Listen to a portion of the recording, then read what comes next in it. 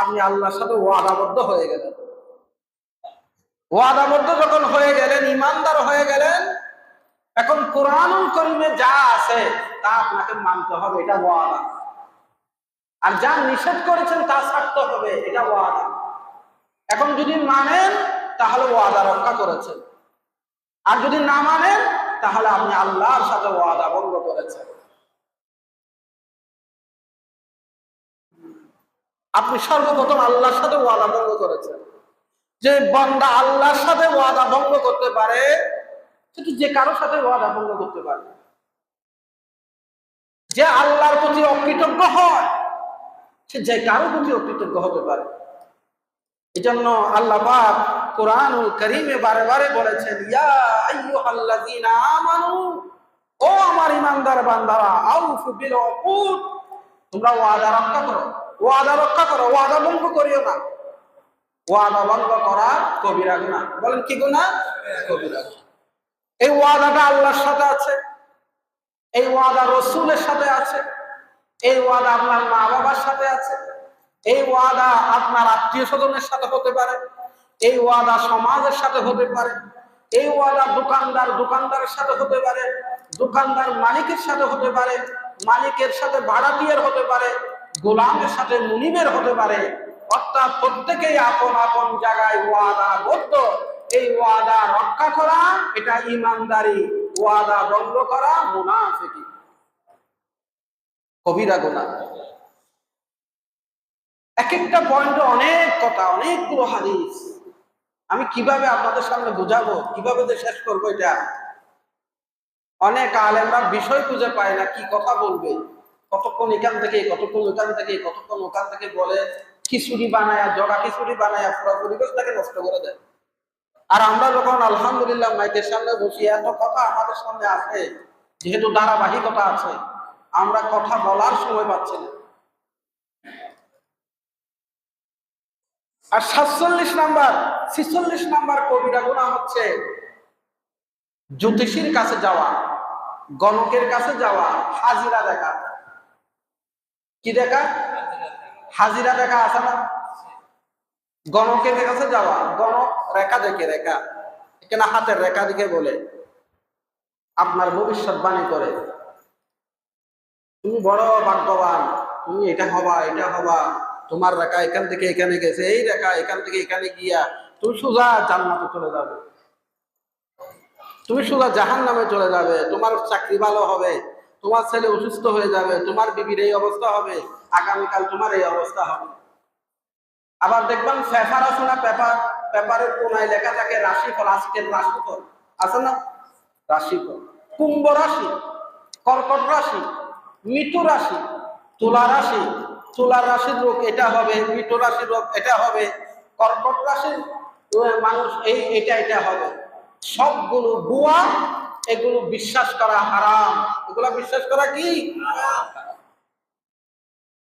টিয়া পাখির কাছে যায় মানুষ, টিয়া পাখির কাছে, টিয়া পাখির কাছে মানুষ যাচ্ছে নিজের ভাগ্য খোলানোর জন্য। মানুষ হলো আশরাফুল মাখলুকাত, সৃষ্টির সেরা জীব, সে টিয়া পাখির কাছে গিয়ে নিজের ভাগ্য গণনা করছে। আবার কিছু যায় বানরের কাছে। কার কাছে? মুরব্বী আপনাদের যুগে ছিল না, এখনো কিছু কিছু জাহেল আছে না নাই? বানরের কাছে গিয়ে সে ভাগ্য গণনা করে, জ্যোতিষীর কাছে যায়, গণকের কাছে যায়। আবার কিছু কিছু কবিরাজ মার্কা হুজুর আছে, হুজুররা হাজিরা দেখে, সে হাজিরা গিয়ে বলেন, দেখেন তো আমার পরিবারের এই অবস্থা, কোনো মতে শান্তি পাচ্ছে না, দেখেন তো আমার কি অবস্থা। কিছু টেকনিক করে, তারা টেকনিক অবলম্বন করে। টেকনিকটা কি? টেকনিকটা হলো, বলেন তো আপনার ঘরে কারা কারা আছে? আমার ঘরে আমার ভাই আছে, বোন আছে, আমার ভাই বিয়ে করছে, আমার বোনকে বিয়ে দিয়েছি, আমার ছেলে মেয়ে আছে, ঘরে অমুক অমুক আছে, বলেন তো কারা কি করে? অমুক অমুক অমুক এটা করে, কতদিন থেকে এই সমস্যা, অতদিন থেকে এই সমস্যা। সে সব খোঁজ খবর নিয়ে, তথ্য সব নিয়ে এবার নিজের থেকে একটু বলে দেয়, সে একটা পরামর্শ দেয়। আর সে বলে যে এটা আমি এভাবে দেখতে পাচ্ছি, আমি সব দেখতে পাচ্ছি, তোমার এই অবস্থা। তোমাকে ঘুমানোর সময় তোমার চুল নিয়ে জাদু করে দিছে, তোমার কাপড় নিয়ে জাদু করে দিছে, নানান আজে বাজে কথা বলে, যে ঘরের মধ্যে বন্ধন ছিল, ভ্রাতৃত্ব ছিল, ভাইয়ে ভাইয়ে, ননদে ননদে, ননদ আর ভাবির মধ্যে যে বন্ধনটা ছিল, এই হুজুরের কারণে পুরো পরিবারটা ধ্বংস হয়ে গেছে। কথা বলেন ঠিক কিনা? আর মা বোনরা এটা বেশি বিশ্বাস করে। পুরুষদের চেয়েও মা বোনরা হুজুরদের কাছে বেশি আদা দেওয়া করে। কোন হুজুর? কবিরাজ হুজুর। এগুলো হুজুর না, এগুলো কোনো পড়ালেখা আলেম ওলামা, আলেম রাব্বানি, আলেম হক্কানি না। এগুলো হলো দুনিয়ার আলেম, দুনিয়াদার। আর আপনারা এগুলো বিশ্বাস করেন। আল্লাহ ছাড়া আর কেউ গায়েব জানে? বলেন, আল্লাহ ছাড়া আর কেউ গায়েব? আল্লাহ যাদেরকে জানায় তারা কেবলমাত্র নবী এবং রসুল। আল্লাহ তাআলা নবী রাসূলদেরকে গায়েব জানায়, আর কেউ গায়েব জানার সুযোগ নাই। জিনেরাও গায়েব জানে না। অনেকে বলে জিন হাজিরা করে, আমি দেখছি জিনও তো গায়েব জানে না। তাহলে এই যে নবীজি বলেন আজকের এই, আমি এগুলো স্পষ্ট করে বলতাম না, অনেকে বলে না, কারণ এটার সাথে ব্যবসা জড়িত। কি জড়িত? ব্যবসা জড়িত। আমার ওই ব্যবসার দরকার নেই। আমি আপনাদেরকে বলবো, সব সময় বলবেন তাওয়াক্কালতু। বলেন তো কি বলবেন? আপনি বিপদে পড়েন, মুসিবতে পারেন, সুখে থাকেন আর দুঃখে থাকেন, সব সময় বলবেন তাওয়াক্কালতু, আমার ভাগ্যে যা আছে তা হবে। আমি আমার ভাগ্যের উপর ছেড়ে দিলাম, আল্লাহর উপর ছেড়ে দিলাম, আর আল্লাহর উপর তাওয়াক্কুল করলাম। কোন কবিরাজের কাছে যাওয়ার দরকার নাই, কোন গণকের কাছে যাবেন না, কোন জ্যোতিষীর কাছে যাবেন না, কোন রাশিফল গণনা করবেন না। দেখেন আমার নবী কি বলেন, আল্লাহ রাসূলের হাদিস শুনেন। নবীজি বলেন, মান আতা ইরাফান আও কাহিনান ফাসাদদাকাহু বিমা ইয়াকুলু ফাকাদ কাফারা বিমা আনজালা আলা মুহাম্মদ সাল্লাল্লাহু আলাইহি ওয়াসাল্লাম। যে জ্যোতিষীর কাছে গেল, যে গণকের কাছে ভাগ্য গণনা করতে গেল, আর গণক যা বলেছে তা বিশ্বাস করে নিল, আল্লাহর হাবিব বলেন ফাকাদে কাফারা, ফাকাদে কাফারা, সে কুফরি করেছে, আর আমার উপর আনিত যে বিধান আমার আল্লাহ দিয়েছে সেটা সে অস্বীকার করেছে। অতএব কোন গণকের কাছে যাওয়া, জ্যোতিষীর কাছে যাওয়া, যারা রেখা টেনে নানান ধরনের কথা বলে তাদের কাছে যাওয়া। আচ্ছা, যার কাছে হাত তো আছে, হাত, আপনি হাত দেখে রেখা দেখলেন, তো যার হাত নাই, যার হাতেই নেই, আপনি তার ভাগ্যের ব্যাপারে কি বলবেন? মোবারক ভাই, এই হচ্ছে জাহেলিয়ত। এই সভ্যতার যুগে, এই লেখাপড়ার যুগে এখনো মানুষ জাহেল রয়ে গেছে। আল্লাহুম্মা সাল্লি আলা সাইয়্যিদিনা মাওলানা ওয়া আলা আলি সাইয়্যিদিনা মাওলানা। আমার বাবারা ভাইরা, 45 নম্বর ওয়াদা ভঙ্গ করা, 46 নাম্বার গণকের কাছে যাওয়া, জ্যোতিষীর কাছে যাওয়া, জ্যোতিষীর কথা বিশ্বাস করা কবিরা গুনাহ। 47 নাম্বার স্বামীর অবাধ্য হওয়া, স্বামীর কথা না শোনা, স্বামীর কথায় কান্না দেওয়া, স্বামীর কথায় অসন্তুষ্ট থাকা। ওই নারী জাহান্নামে যাবে, ওই স্ত্রী জাহান্নামী। নবীজি বলেন, যে স্ত্রীর উপরে তার স্বামী অসন্তুষ্ট, ওই স্ত্রী জান্নাতি। যেই স্ত্রীর উপরে তার স্বামী সন্তুষ্ট। আল্লাহর হাবিবের হাদিস শুনেন, আইয়ুমা ইমরাতুন মাতাত ওয়া যাওজাহা আনহা রাদিন দাখালাতিল জান্নাহ। আল্লাহর হাবিব বলেন, যে স্ত্রীর উপরে তার স্বামী সন্তুষ্ট, এই অবস্থায় মারা গিয়েছে, ওই স্ত্রী জান্নাতি। ওই স্ত্রী কি? জান্নাতি। স্ত্রীর কথা আল্লাহর হাবিব বলেন, শোনো, আমি যদি কাউকে সাজদা করার অনুমতি দিতাম, আমার শরীয়তে সাজদা করা হারাম, আল্লাহ ছাড়া আর কাউকে সাজদা করা যাবে, আমার শরীয়তে সেটা আল্লাহ হারাম করে দিয়েছে। তবে যদি আমি কাউকে সাজদা করার অনুমতি দিতাম, আল্লাহ ছাড়া আমি স্ত্রীদেরকে বলতাম তোমার স্বামীদেরকে সেজদা করো। স্বামী সন্তুষ্টি, তোমার আল্লাহ তোমার উপর সন্তুষ্ট। তোমার কাজটাই হলো স্বামীকে সন্তুষ্ট রাখা। আল্লাহর হাবিবের কাছে একদল মহিলা আসলো। মহিলারা বললেন, ইয়া রাসূলুল্লাহ, আমাদের চেয়ে পুরুষরা এগিয়ে। পুরুষেরা দান সদকা করতে পারে, পুরুষেরা হজ করতে পারে, তাদের টাকা পয়সা আছে, পুরুষেরা যুদ্ধের ময়দানে জিহাদ করতে পারে, পুরুষেরা আমাদের চেয়ে অনেক অনেক অগ্রগামী। আমরা দুনিয়াতেও পুরুষের পিছনে, আমরা কি আখিরাতেও কি পুরুষের পিছনে পিছনে থাকবো? ইয়া রাসূলুল্লাহ, ইয়া হাবিবাল্লাহ, আমরা দুনিয়াতেও পিছনে পড়ে থাকলাম, আখিরাতেও কি পিছনে পড়ে থাকবো? কথা কি বুঝতেছ আপনারা? আল্লাহর হাবিব বলেন, তোমরা 4টা কাজ করো। কয়টা কাজ? 1 নাম্বার 5 ওয়াক্ত নামাজ পড়বা। 2 নাম্বার রমজানে 1 মাস রোজা রাখবা। 3 নাম্বার সতীত্বকে হেফাজত করবা, পরকীয়ায় যাবা না। তোমার বিছানায়, তোমার স্বামীর বিছানায় অন্যকে জায়গা করে দেবা না। 4 নাম্বার তোমার স্বামীর অনুগত থাকবা। স্বামী যদি তোমার উপরে সন্তুষ্ট থাকে, কিয়ামতের মাঠে তোমরা পুরুষদের চেয়েও এগিয়ে যাবে। সুবহানাল্লাহ বলেন না সুবহানাল্লাহ। যারা দাঁড়ায় আছেন তারা দাঁড়ায় আছেন কেন ভাই? আপনারা বসে যান না। দাঁড়ায় থাকলে পরিবেশটা সুন্দর, অসুন্দর লাগে। আর যারা ভিতরে আসতেছেন তারা এখানে নামাজে নিয়ত করবেন না, তারা বারান্দায় নামাজ পড়ে আসবেন। কারণ আমাদের সমস্যা হবে, আপনারও সমস্যা হবে। আপনি নামাজ পড়তে আপনার কষ্ট হবে।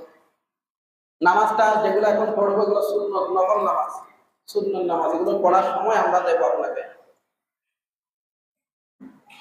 তাহলে কি বলতে চাচ্ছি, স্বামীর অবাধ্য হওয়া এটা কি গুনাহ?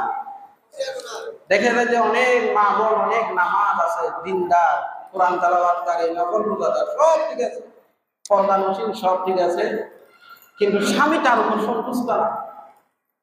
স্বামী তার উপর, নবীজি বলতেছেন, স্বামী যদি তোমাকে বিছানায় ডাকে আর তুমি যদি চুলাও ঘরে থাকো, রান্না করে থাকো, কিচেন রুমে থাকো, তুমি চুলার মধ্যে সেখানে রান্না করছো, কিন্তু স্বামী তোমাকে বিছানায় ডাকতেছে, ওই অবস্থায়ও তোমাকে স্বামীর ডাকে বিছানায় আসতে হবে।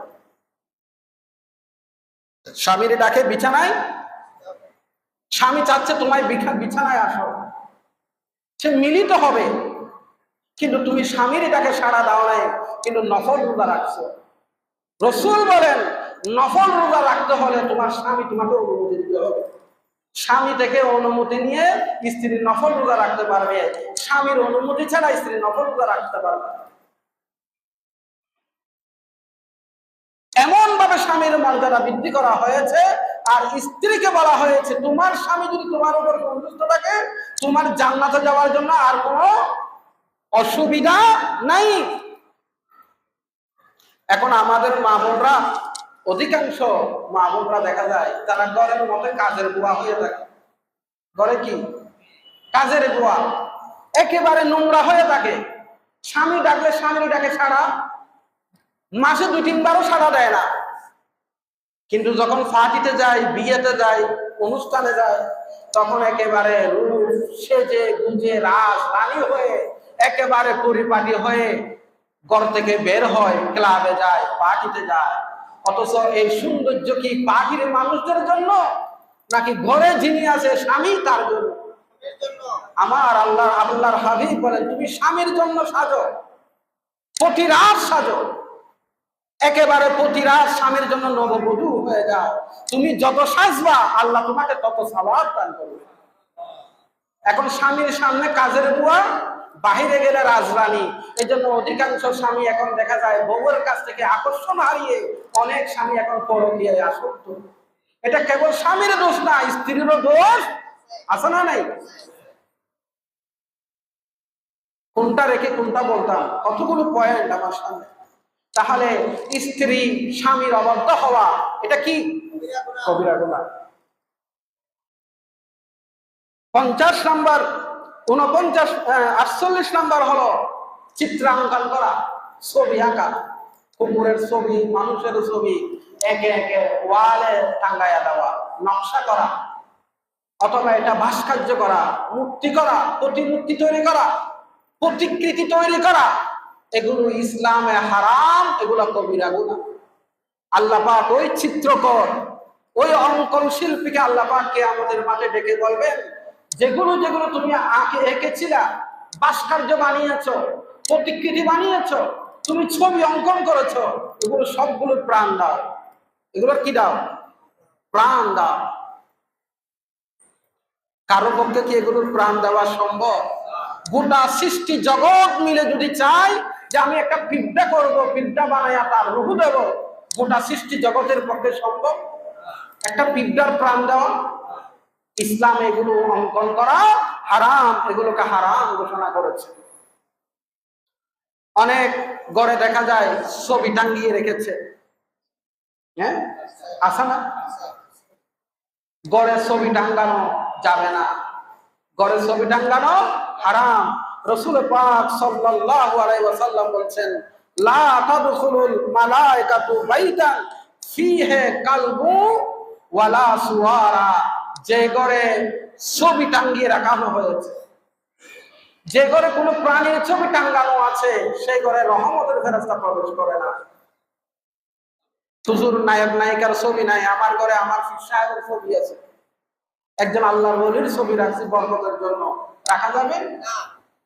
কোন পীর সাহেবের ছবি টাঙ্গানো যাবে? কোন ওলির ছবি টাঙ্গানো যাবে? রাসূল করিম সাল্লাল্লাহু আলাইহি ওয়াসাল্লাম এগুলো হারাম ঘোষণা করেছেন। ইভেন আল্লাহ রাসূল হযরত মা আয়েশা সিদ্দিকা বলেছেন, বুখারীর হাদিস, মা আয়েশা সিদ্দিকা রাদিয়াল্লাহু তাআলা আনহা বলেন, আল্লাহ রাসূল সফর থেকে আসলেন, ঘরে প্রবেশ করবেন, এক পা দিয়েছেন তো আবার পিছনে ফিরে তিনি চেহারাটা ঘুরিয়ে ফেললেন। আমি বললাম, ইয়া রাসূলুল্লাহ, ঘরে আসুন না। ঘরে যে দরজা আছে, দরজার সামনে একটা পর্দা দিয়েছিল, সেই পর্দাতে দুটা পাখির ছবি আর একটা মানুষের ছবি, সেখানে প্রাণীর ছবি টাঙ্গানো ছিল। নবীজির চেহারা লাল করে ফেললেন, বলেন এটা তাড়াতাড়ি খুলো। মা আয়েশা সিদ্দিকা বলেন, এটা খুললাম, খুলে পাখির ছবি আর প্রাণীর ছবি এগুলো কেটে বাকিটা দিয়ে আমি বালিশ সেলাই করলাম। তাহলে আমরা অনেকে আছি, আমাদের ঘরটাকে নেতার ছবি, নেত্রীর ছবি, পীর সাহেবের ছবি, নায়ক নায়িকার ছবি, জাতীয় কবি কাজী নজরুল ইসলামের ছবি, রবীন্দ্রনাথ ঠাকুরের ছবি দিয়া আমরা ড্রয়িং রুম সাজিয়েছি। আপনার ড্রয়িং রুম খুব সুন্দর লাগতেছে, মনে রাখবেন আপনার ঘরে রহমতের ফেরেশতারা আসা যাওয়া করবে। যে ঘরে রহমতের ফেরেশতারা আসা যাওয়া করে না, সে ঘরে কোনো বরকত থাকে না। আমার কার ঘরে কার ছবি আছে আমি কিন্তু জানি না। কেউ যদি বলে হুজুর আমাকে বলছে বোধহয়, আমি আল্লাহ আমি জানি না কার ঘরে কোনো ছবি আছে কিনা। যদি থাকে, আমি আপনাকে বলি নাই, আমি হাদিস আপনাদের সামনে উপস্থাপন করলাম। আর আপনি যদি বিবেকবান হন, হ্যাঁ আমি এতদিন ভুলের ভিতরে ছিলাম, আসলে আমি বুঝতে পারি নাই, এই হাদিস তো আমি শুনি নাই, আজকে যেহেতু খতিব সাহেবের কাছ থেকে শুনলাম, আমি নিজেকে তওবা করে নিলাম, আজকে জুমার পরে গিয়েই ঘরের ছবি সব খুলে ফেলবেন। আপনার একান্ত যদি প্রয়োজন হয়, আপনি অ্যালবামের ভিতরে রাখেন। কিসের ভিতরে? অ্যালবামের ভিতরে। এরপরে 49 নাম্বার হলো বিপদে ধৈর্য ধারণ করা না করা কবিরা গুনাহ। বিপদ আসবে, বলা মুসিবত আসবে, অসুখ বিসুখ হবে, দুর্ঘটনা হবে, অ্যাক্সিডেন্ট হবে, আপনার কাজ হলো ইস্তেকামত থাকা। অনেকে দেখা যায় কেউ মারা গেছে, সাথে সাথে সে কাপড় চুপড় ছিঁড়ে ফেলে। রাসূলের পাকের হাদিস শুনেন, যারা কাপড় ছিঁড়ে ফেলে, যারা ওয়ালের সাথে বাড়ি খায়, যারা তার মুখের মধ্যে চপটাঘাত করে আর আল্লাহকে দোষারোপ করে, আল্লাহ তুমি আমার সন্তানকে পাইলা আর কাউকে পাইলা না, নাউজুবিল্লাহ বলবেন না? আল্লাহ তুমি আমারে কষ্ট দিলা আর কাউকে কষ্ট দিতে পারলা না, তুমি আমারে দেখলা আর কাউকে দেখলা না। এই যে বাজে কথা বলে আর বিলাস করে করে কান্নাকাটি করে, চিৎকার করে করে কান্নাকাটি করে, নবীজি বলেন ওই বান্দার উপর আল্লাহর লানত। সন্তান দেওয়ার মালিক কে? এই সন্তান কে আপনাকে দিয়েছে? আমার আল্লাহ সন্তান আপনাকে দিয়েছে। মালিককে? আপনি মালিকানা কার? আল্লাহ আবার নিয়ে গেছে। কে নিয়ে গেছে? এখানে আপনার কান্নাকাটি করার কিছুই নাই। সন্তান হিসেবে, বাবা হিসেবে, মা হিসেবে চোখ থেকে পানি আসবেই, তার প্রতি দয়া রহমত আসবে, ওটা স্বাভাবিক। কিন্তু আপনি যদি চিৎকার করে করে আল্লাহকে দোষারোপ করতে থাকেন, ওই বান্দার উপর আল্লাহর লানত, এটা কবিরা গুনাহ। আল্লাহ রাব্বুল আলামিন যখন কোন বান্দার সন্তানকে রূহ কব্জ করা হয়, ছোট্ট বাচ্চার রূহ কব্জ করা হয়, আমার আল্লাহ বলেন, ও মালাকুল মউত, তুমি যখন ওই বাচ্চাটার রূহ কব্জ করেছ, তখন তার মা বাবা কি বলেছে, তার বাবা কি আচরণ করেছে, তার মা কি আচরণ করেছে? মালাকুল মউত বলে, ও আমার আল্লাহ, আমি যখন এই বাচ্চাটার রূহ কব্জ করছিলাম, তার মা বাবা বলেছে, ইন্না লিল্লাহি ওয়া ইন্না ইলাইহি রাজিউন। ওরা বিলাপ করে কান্নাকাটি করে নাই, তোমাকে দোষারোপ করে নাই, তারা বলেছে আমাকে আমার আল্লাহ সন্তান দিয়েছে, আমার আল্লাহ আমার কাছ থেকে নিয়ে গেছে। মালাকুল মউত যখন এই কথা বলে, আমার আল্লাহ বলে, যে মা বাবার সন্তান ছোট্ট বেলা অবস্থায় মারা গেছে, ওই ছোট্ট বাচ্চাগুলো কিয়ামতের মাঠে মা বাবা যদি জাহান্নামী হয়ে যায়, মা বাবার জাহান্নামের দরজায় গিয়ে বাচ্চাগুলো দাঁড়িয়ে থাকবে। আল্লাহকে বলবা, এ রব, আমরা তো ছোট্টবেলায় মা বাবার আদর পাই নাই, তুমি আমাদেরকে নিয়ে এসেছো, আজ আমার মা বাবা জাহান্নামে যাবে, আমরা জান্নাতে যাব, এটা হতে পারে না। আল্লাহ, আমাদের সাথে আমার মা বাবাকে জান্নাত দিয়া দাও। এই জন্য জানাজার নামাজে আমরা যখন দোয়া পড়ি, মুরব্বীদের জন্য এক ধরনের দোয়া, আল্লাহুম্মা গফিরলি হাইয়িনা ওয়া মাইয়িতিনা ওয়া শাহিদানা ওয়া গায়বানা ওয়া সাগীরানা ওয়া কাবীরানা, এই দোয়াটা পড়ে। কিন্তু যখন কোনো বাচ্চা মারা যায়, দোয়াটা পড়া যাবে না, কারণ তো তার গুনাহই নেই। কি দোয়া করতে হবে? আল্লাহুম্মা জাআলহা লানা ফারতান ওয়া জাআলহা লানা আজরান ওয়া জুহরা ওয়া জাআলহা লানা শাফিআন ওয়া মুশাফফা। আল্লাহ, আমার সন্তানকে কিয়ামতের মাঠে আমার জন্য সুপারিশকারী বানিয়ে দাও। সন্তান আপনার জন্য সুপারিশ করবে। যেই মা বাবা ধৈর্য ধরতে পেরেছে, অনেক মা বাবার সন্তান মারা গেছে না, যারা ধৈর্য ধরতে পেরেছে, এই সন্তানই তার জন্য নাজাতের উসিলা হয়ে যাবে।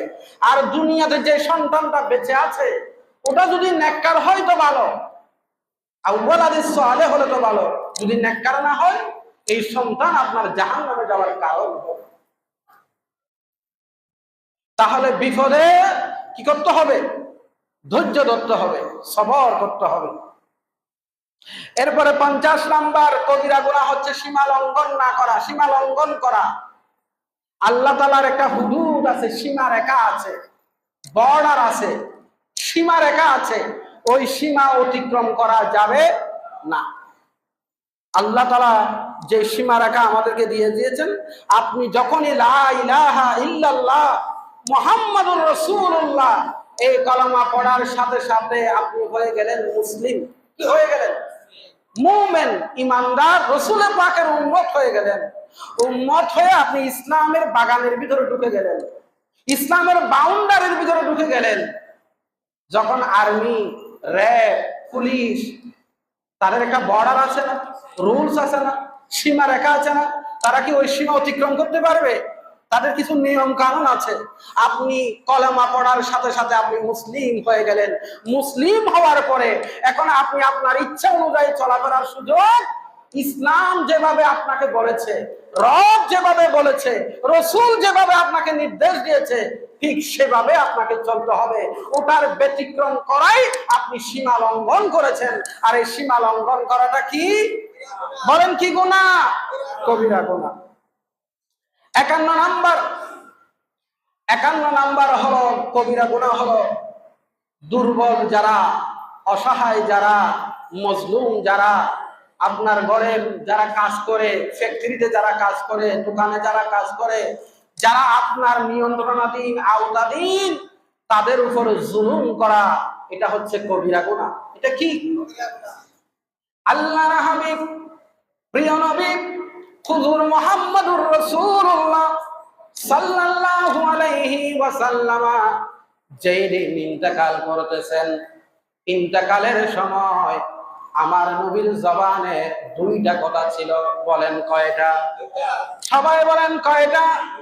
আল্লাহর হাবিব বলেন, ও আমার সাহাবী, আসসালাত আসসালাত আসসালাত ওয়া মা মালাকাত আইমানুকুম ওয়া মা মালাকাত আইমানুকুম ওয়া মা মালাকাত আইমানুকুম।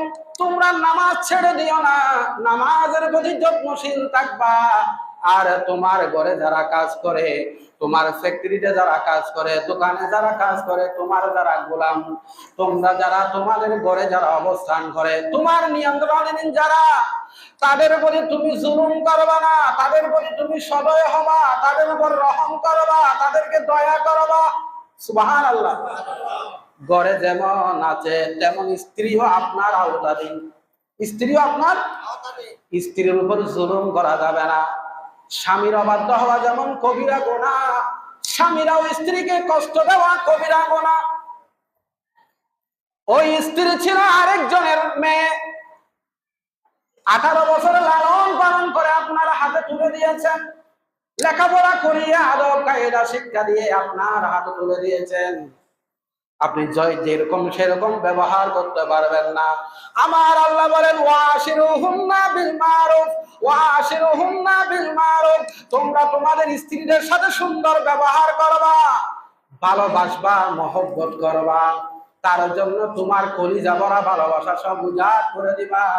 কেননা ওই মেয়েটা তার মা বাবাকে ছেড়ে, ভাই বোনকে ছেড়ে, তার পরিবার ছেড়ে, তার বাড়িঘর ছেড়ে তোমার কাছে চলে এসেছে তোমার ভালোবাসার জন্য। এখন যদি তুমি তার উপরে জুলুম করো, আমার আল্লাহ বলে তুমি আমানতের খেয়ানত করেছো, আমানতের খেয়ানত করেছো। তোমার স্ত্রীদের উপর জুলুম করবা না, স্ত্রীদের সাথে তুমি অসৎ ব্যবহার করবা না। তোমার ঘরে যারা কাজের বুয়া, কাজের ছেলে, তাদের উপর দয়া করো, রহম করো। আমার আল্লাহ তোমার উপর রহম করবে। কত ভাষা আছে, বসুন্ধরা, বাড়িধারা, কুলসি, ফয়েজলেক, আপনার এই যে অভিজাত এলাকাগুলোতে কাজের বুয়ারা কাজ করে, কত কাজের উপর বুয়ার উপর জুলুম হচ্ছে। বাচ্চা মেয়ে, তাকে লোহার ক্ষমতা দিয়া তাকে সেক দিয়েছে, আঘাত করেছে, তাকে নির্যাতন করেছে, তাকে আগুন দিয়ে পুড়িয়ে দিয়েছে। এমন হাজার হাজার জালেম এরকম মালিক আছে না নেই? ওই মালিকদের বিচার হবে কি? আজকে তুমি মালিক, সে তোমার ঘরের কাজের ছেলে, কাজের মেয়ে হয়েছে, সেও আল্লাহর বান্দা, বন্দনী তুমিও আল্লাহর বান্দা, ঠিক কিনা বলেন? তাদের উপরে জুলুম করা কবিরা গুনাহ। আর একটা শুধু মানুষের উপর না, নবীজি বলেন কোন পশু পাখির উপর জুলুম করা যাবে না। একটা কুকুর, একটা বিড়ালের উপর জুলুম করা যাবে না। অন্যায় ভাবে তাদেরকে হত্যা করা যাবে না।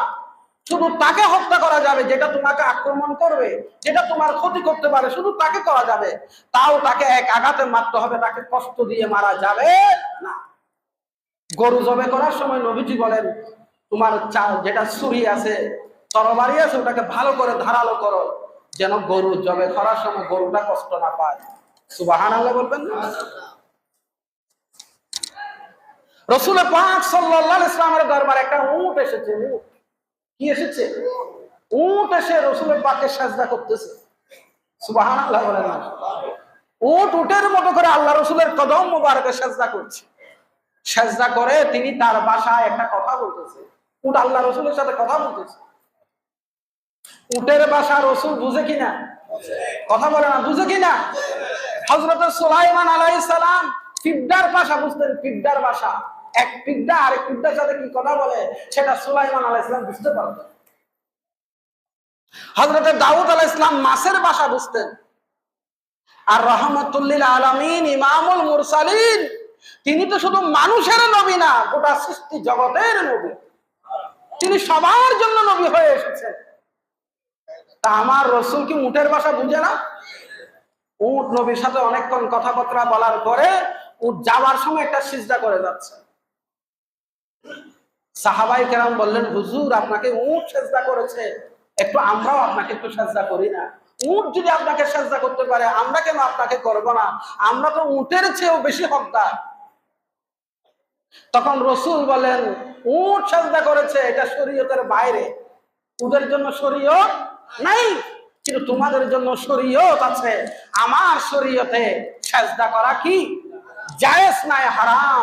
তবে যদি সেজদা করা জায়েজ হতো, আমি স্ত্রীদেরকে বলতাম তোমরা স্বামীদেরকে সেজদা করো। হুজুর উট আপনার সাথে অনেকক্ষণ কথা বললো, কি বলেছে? আল্লাহর হাবিব বলেন, উট আমার দরবারে একটা মামলা করেছে তার মালিকের বিরুদ্ধে।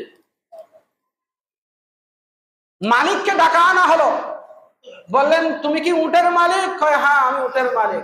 তোমার উট তো তোমার বিরুদ্ধে মামলা করছে। হুজুর আমার বিরুদ্ধে মামলা করছে? অভিযোগ দিছে তোমার উট একসময় জওয়ান ছিল, যুবক ছিল, সে অনেক কাজ করত, এখন সে বুড়া হয়ে গেছে, আগের মতো সে পারে না। এখন তুমি তার খাবারও কমিয়ে দিয়েছো, যৌবন কালের খাবার এখন দিচ্ছ না, কিন্তু যৌবন কালের মতো এখনো তাকে কাজে খাটাচ্ছ, তাকে কাজ করাচ্ছ। উট বলতেছে, হুজুর ইয়া রাসূলুল্লাহ, আমার বাসা তো আমার মালিক বুঝে না, আমাকে বুঝতে পারছে